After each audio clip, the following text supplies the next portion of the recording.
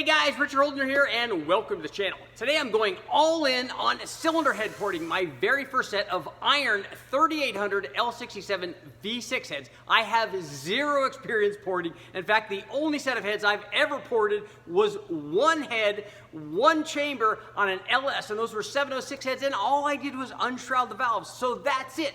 But that's good news for you guys because that means that anything that I do, you should easily be able to duplicate. But before you jump in and say, yeah, I'm going to do exactly what Richard did, let's find out what Richard did.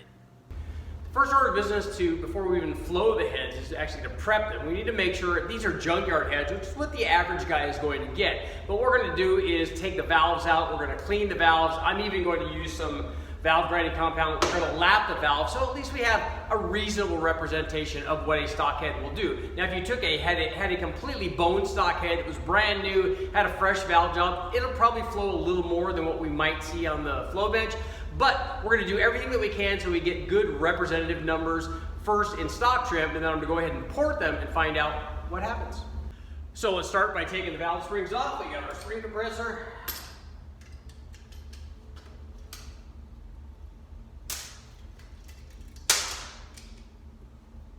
Make sure you don't lose these.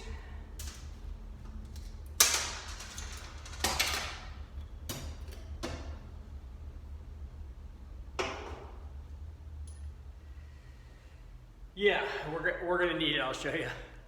So take a look. Yeah, it's not an ideal shape here. I want to clean this valve off, and then we want to use some lapping compound so we can get that thing seated a little better. The intake is a little bit better than that.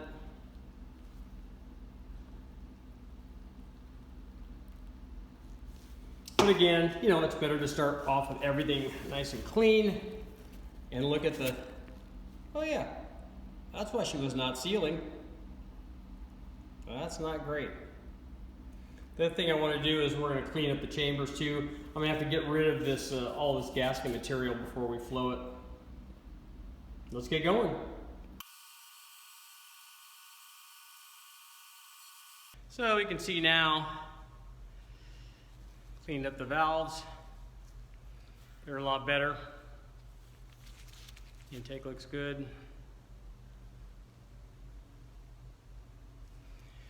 So now we'll go ahead and I'm going to put some lapping compound on them and we're going to try to seat them in. So we got our lapping compound on there. So now we'll install it, hit it with the drill.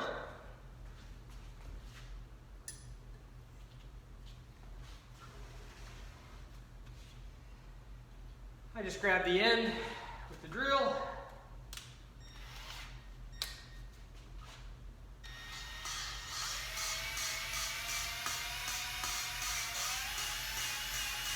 Vary the speed a little bit.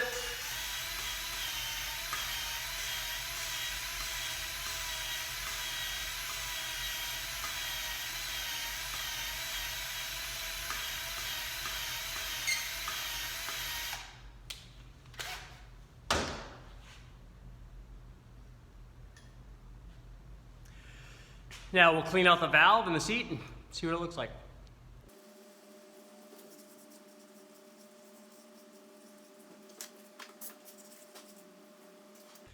So now if we take a look, you know, it's much better.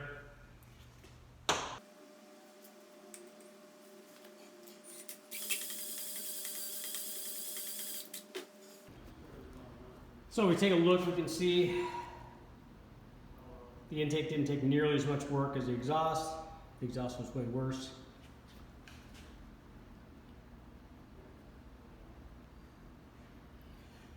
So at least those are seated now and they will seal. Now we're going to do a little bit of cleanup on the head, get rid of the gasket material, get ready to flow. So with the cylinder head set up on the flow bench, what we can do now, we have our setup done, we can adjust the valve lift that we're testing at, turning this knob, and watch. Goes 100, 200.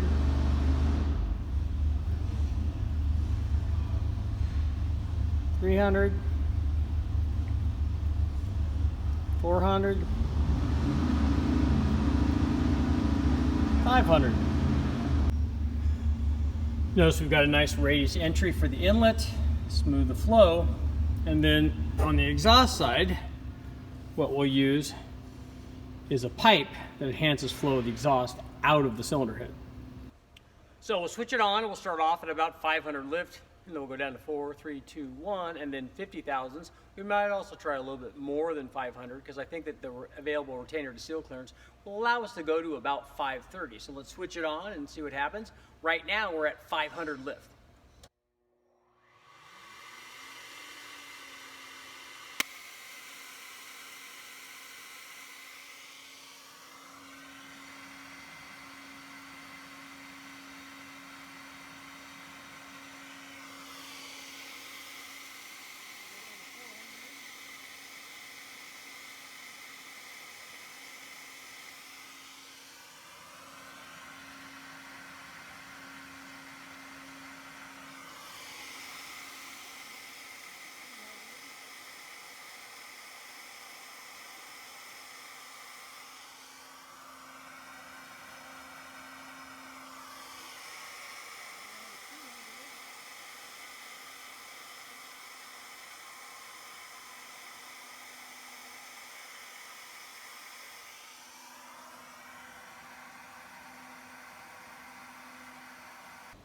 Because the flow rate is down so much at 200 valve lift compared to 500 valve lift, we're going to have to readjust the scale that we're testing it at. So we're going to bring that down.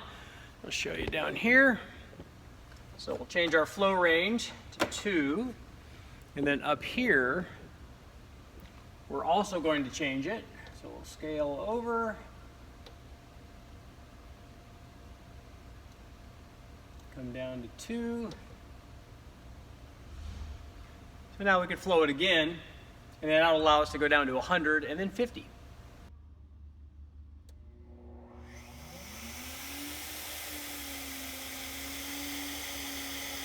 at 100 valve lift.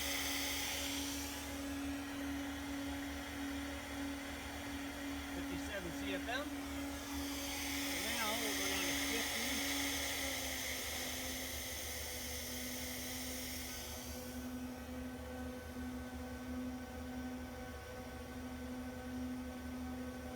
Got our whole flow range on the intake.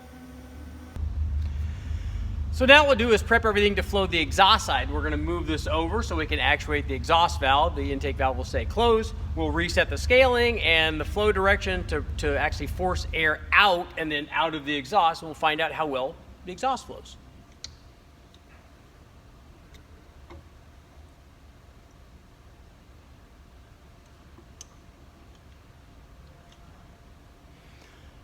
We'll reset our 0 point. And then what we'll do, we'll open our exhaust valve all the way up to 500 lift.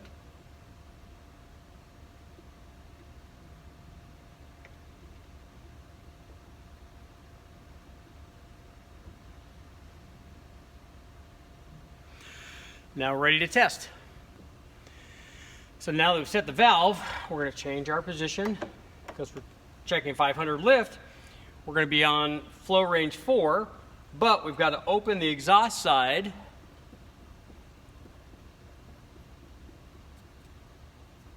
and simultaneously close the intake side.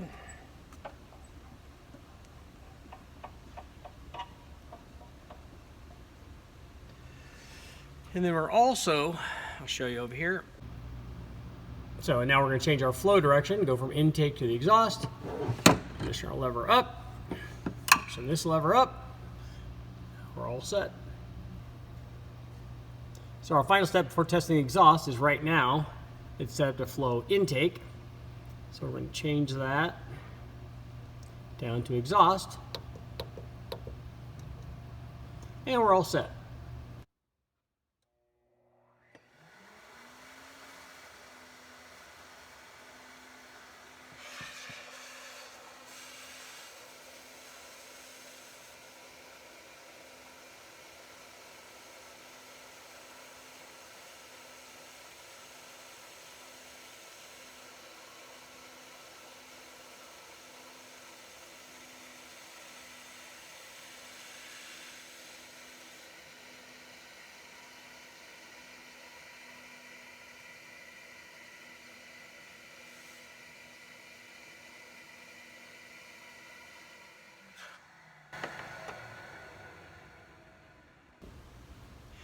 Now that we're down to about 200 valve lift, we're going to have to rechange the scale so we can flow the lower lifts.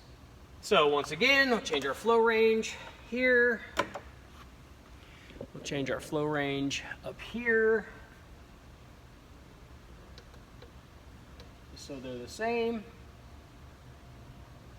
We can adjust down to 100 valve lift, flow that.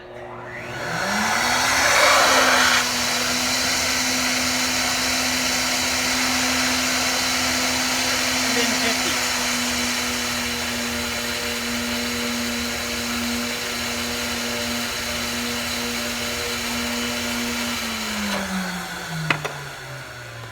And there we have it. So what I'll do here is we'll take a look. I also flowed the exhaust with no pipe, so we can kind of see the differences. What I'm going to do is I'll just go ahead and show you the numbers here. So we're looking at 185, 184 at 530 lift, but 183 at 500 lift, and 154 on the exhaust. As you can see all the way through the scale, that's 500 lift, 400, 300, 200, 100, and then 50 thousandths. So we're going to find out what we can do now with some Super Richie porting. So here's the plan of attack for porting. I'm not going to go crazy because I'm not a porter. I've never ported these heads, don't know how well they do. But here's what I am going to do. This area right here, we're going to knock the chamber back a little bit to unshroud the valve, both on the intake and over here on the exhaust. Because as you can see, the valve at lift gets fairly close to the wall. That's got a limit flow, so if we open that up, but we can only go as far as the bore size. Same thing on the exhaust side. The other area that I want to address a little bit is right here. That gets a little close to the valve also. So I might try to knock a little bit off there. Not a lot. I don't want to upset the design of the chamber because I'm not qualified to do that. So looking inside, we're definitely going to do some bowl blending. What we want to do is transition the seat. Got some bumps here from the machining. And then obviously the up in here, the short turn, we're going to just try to knock that off, make everything smooth there. Again, not a lot of material remover. We're just transitioning a multi-angle valve job. I think would help this thing a lot, but we're not going to be doing that. I'm only just going to be doing porting. The final step is going to be the entry here. I'm going to make that just a little bit bigger and more importantly just radius these edges here so that they're not really sharp. We might go in a little bit, you know, your typical kind of gasket matching deal. Maybe smooth the flow over the injector boss. But I'm not going to go in and port all the way in. I don't think that that's necessary. I mean, it might be necessary, but I'm not qualified. The thing I am going to do is I'll go in and I'll get rid of all of the buildup, all of the carbon and debris and stuff in there, just so that it looks like it's all ported, even though, you know, we'll know it's not really. Normally when widening the chamber, you go ahead, put a gasket on there, scribe it, so you know how far to go. But lucky for us, we already have an imprint of the gasket, so we know how far over we can go. We're not going to go any farther than that. We also want to measure the gasket bore versus the bore in the block, because we really don't want to go any further than the bore in the block. We don't want the valve to overhang that, but we can go back a little bit and we can cut inside here to improve the flow, even if it tapers back over here. So we'll see what happens.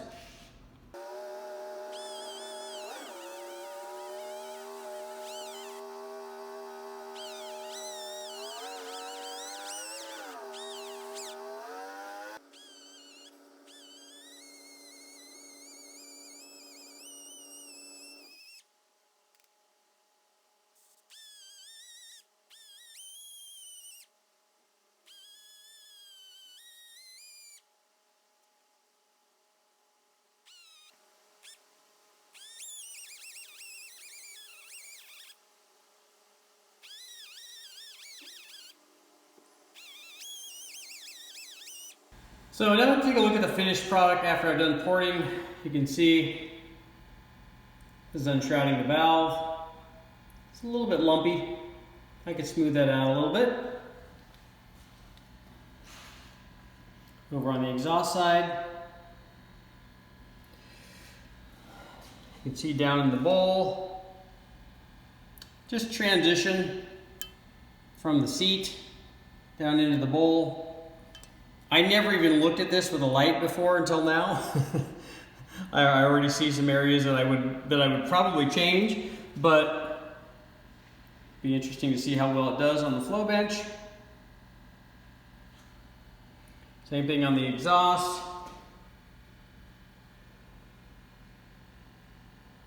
You can see, just cut into the bowl a little bit. There's obviously some more transitioning that can be done there. My first time, we tried to address the short turn here. Trying to get the light so we can see that a little better.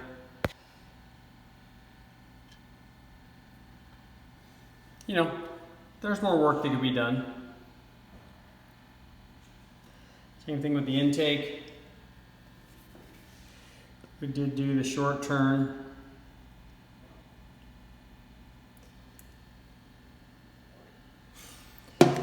And then actually very little here. Did a little bit of work. See if you can see this. Yeah, there we go. Did a little bit of work just on each side. Again, not very much and not very professional, but it will be interesting to see what happens with this minimal amount of work that somebody easily could duplicate, because I didn't put very much time and effort or expertise into this. Okay, after all the porting, we've got the cylinder head back up on the flow bench, and we're gonna find out if all the porting was worthwhile. The Super Richie pork chop. Does he know what he's doing? Probably not, but let's find out how well it did.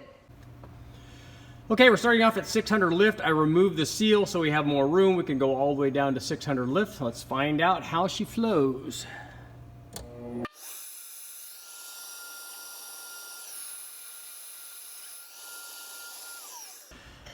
So what I did there was go from 600 lift down to 530, because 530 was the most we were able to run with the stock head. So I want to put both those numbers down, then we'll go 5, 4, 3, 2, 1, and so on. But it flows more air. But you know what? The easy thing is getting the first like 10 or 20 or even 25 CFM is really the easy part. So ask any head porter, they know. So what I did was get all the low-hanging fruit, but it did show gains. All of the stuff that I did show some airflow gains. So we'll see how it does through the whole lift range, and then we can kind of compare how we did versus a stock one.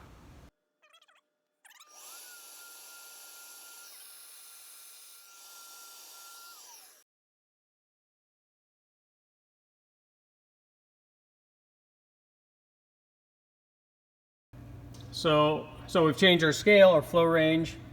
Now it's time for the 150 numbers.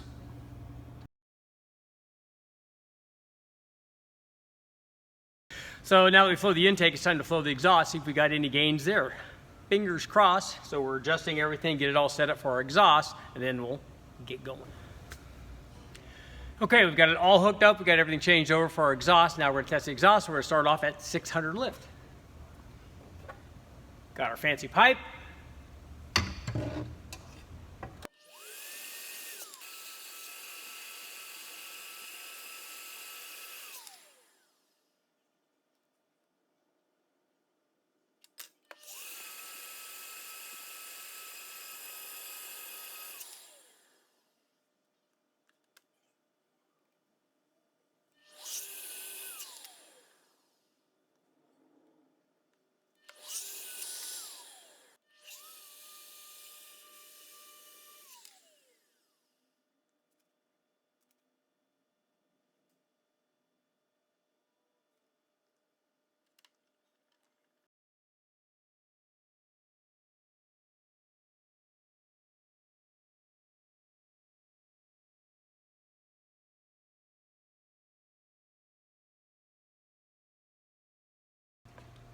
Okay guys, as demonstrated by the results, it looks like I'm a pretty good head porter. Actually not. There's a lot more room to improve, but we did go up from 184 CFM all the way up to 207 CFM. That's a pretty good jump. And the thing I like even more than that is that the airflow increased on the intake side all the way through the lift range. That's when you know it's going to improve power. Now, I didn't get quite the gains that I wanted to get on the exhaust side, but after looking at the port closely under the light, I can see areas that I definitely want to improve, most notably the short turn. There's still an edge there, and I'd like to take that off. I just didn't really get after it. But it goes to show you, anybody out there can duplicate what I did and get another 20, 25 CFM. The first 20 or 25 CFM, very easy to get. The next 25 is going to be a lot harder. But you guys can go get it yourself. Armature holder, make sure to like, share, subscribe, ring the bell, do all that stuff. And you know what else? I can't wait to see what happens when we put a big valve in this, when we put a good valve job on it, and when somebody that actually knows how to port starts porting. Thanks for watching.